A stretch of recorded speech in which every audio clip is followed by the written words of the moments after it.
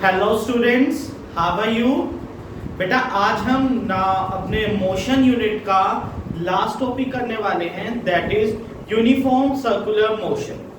ठीक है, देखिए जो अभी मैंने टर्म बोली है उसके अंदर आपके तीन वर्ड्स हैं, यूनिफॉर्म सर्कुलर मोशन।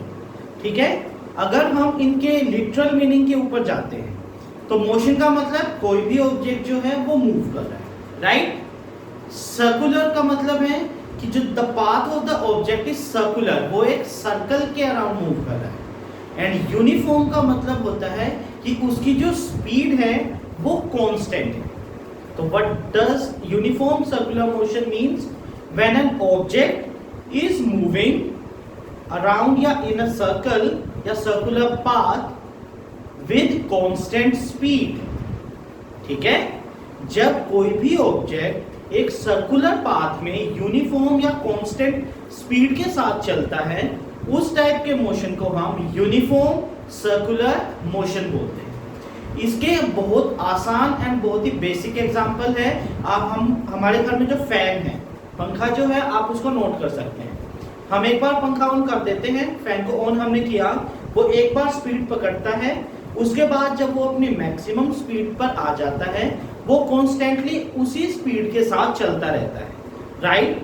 एंड जो ब्लेड्स हैं हमारे फैंस के, वो कॉन्स्टेंटली एक सर्कुलर मोशन में चलते हैं, राइट। उसी तरीके से अगर आप एक बॉल के अराउंड एक थ्रेड को बांध दो और उसको ऐसे रोटेट करो तो कंटिन्यूअसली जो बॉल है वो कुछ इसी तरीके से मूव करेगी। अगर मान लो आपने बॉल को घुमा टाई कर रखा है थ्रेड के साथ एंड आप उसको ऐसे रोटेट कर रहे हो कंटिन्यूअसली, आपकी जो स्पीड होनी चाहिए वो लगभग कांस्टेंट होनी चाहिए, जो कि हाथ के साथ मेंटेन करना थोड़ा सा मुश्किल होता है, बट हम एज्यूम करके चलते हैं कि हम कांस्टेंटली उसको सेम स्पीड के साथ घुमा रहे हैं। तो जो पाथ होगा हमारी बॉल का, that will be a circular path, right. वो कंटिन्यूअसली चलेगी इस तरीके से, ठीक है ना। तो अगर हमें एक सर्कुलर पाथ के अंदर स्पीड को कैलकुलेट करना है तो बेटा स्पीड का क्या फॉर्मूला होता है? Distance upon time, right. अब यहां पर आप देखिए डिस्टेंस क्या होगा।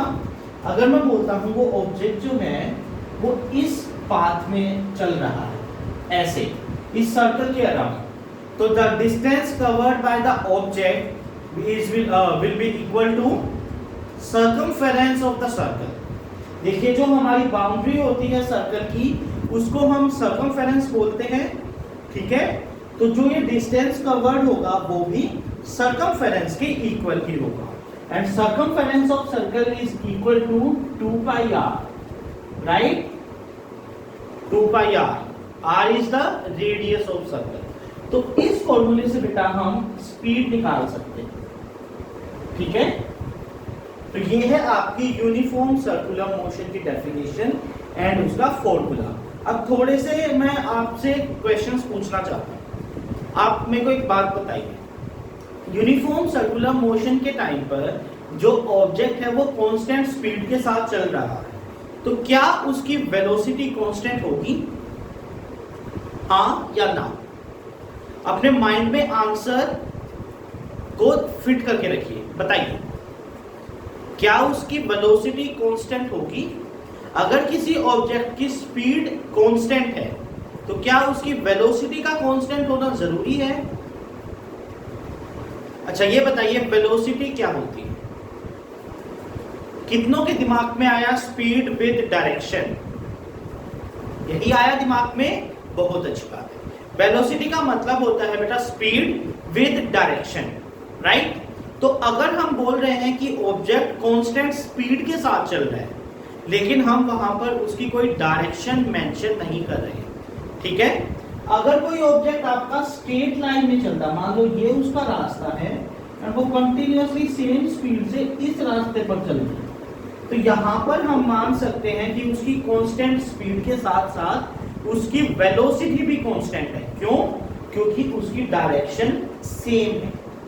लेकिन बेटा यहां पर आप देखिए हर पॉइंट के ऊपर सर्कुलर मोशन, अगर इसकी डायरेक्शन देखो, हम ए पॉइंट ले रहे हैं, यहाँ पर इनकी डायरेक्शन ये है, फिर बी पॉइंट के ऊपर ऑब्जेक्ट की डायरेक्शन ये है, फिर सी पॉइंट के ऊपर ऐसे आ गया है, डी पॉइंट के ऊपर ऐसे आ गया है, इस तरीके से ई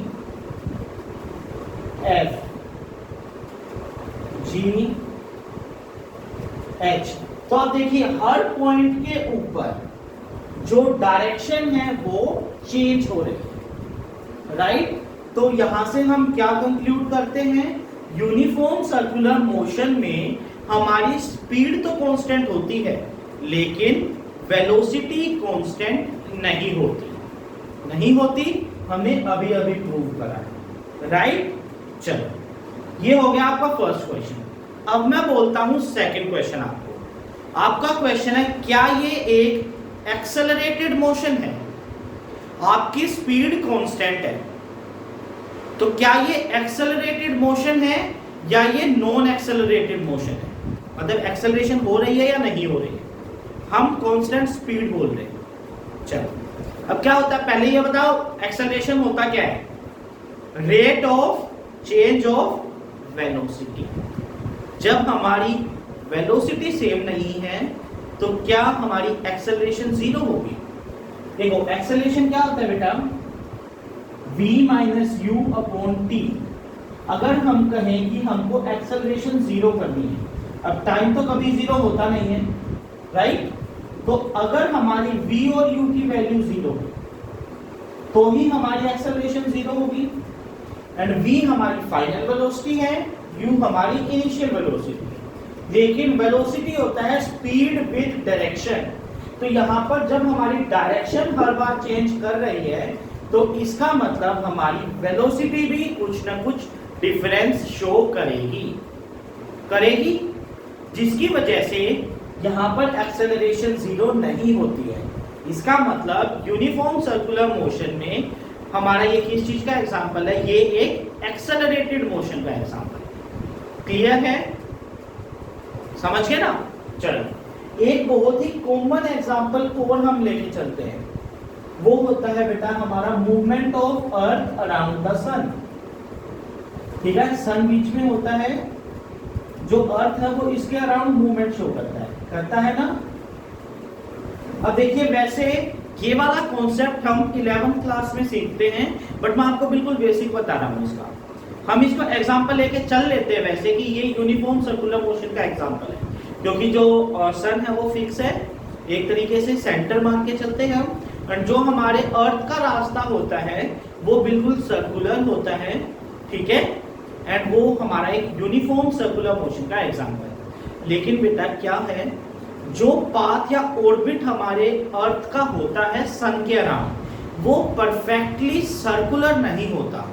जो पाथ है वो हमारा इलिप्टिकल होता है। क्या होता है, इलिप्टिकल। इलिप्टिकल कौन सी शेप होती है, 3 डायमेंशनल ओवल शेप को हम इलिप्टिकल शेप बोलते हैं, ठीक है ना।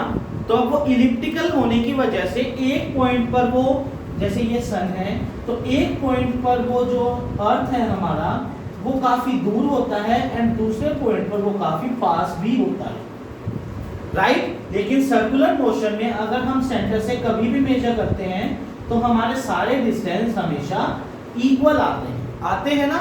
लेकिन सन और अर्थ वाले केस में ये डिस्टेंसेस सेम नहीं होते। क्लियर है। तो 9th क्लास में कुछ बुक्स में आपको मिल सकता है आसानी से ये वाला एग्जांपल, लेकिन इन रियलिटी जो हमारा अर्थ का ऑर्बिट है वो इलिप्टिकल शेप का होता है, एंड वो एक परफेक्टली यूनिफॉर्म सर्कुलर मोशन का एग्जांपल नहीं है। ठीक है, यहां तक आपको क्लियर हो गया।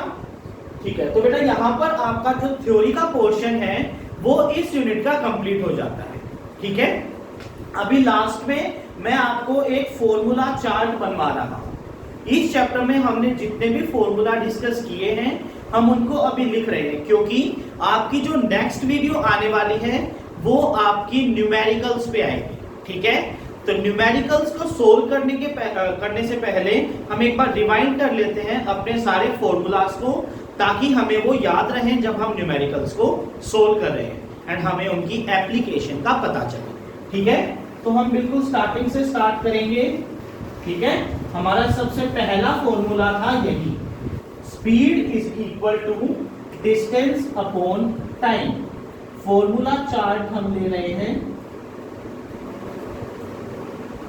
ठीक है, उसके बाद एवरेज स्पीड, एवरेज, देखो अगर आप मेरी वीडियोस को साथ साथ फॉलो कर रहे होंगे तो आपको ये फॉर्मूलाज याद होंगे। ठीक है, तो ट्राई करो, जब मैं बोल रहा हूं ना तो आप याद करने की कोशिश करो एवरेज स्पीड क्या थी। उससे क्या होगा, आपकी रिकॉलिंग पावर भी इंक्रीज होगी एंड आपको ये भी पता चलेगा कि आपने जो वीडियोस देखी हैं उससे आपको कितना समझ आया है एंड कितना आप रिकॉल कर पा रहे हैं। ठीक है, एवरेज स्पीड, एवरेज स्पीड क्या थी बेटा, total distance upon total time.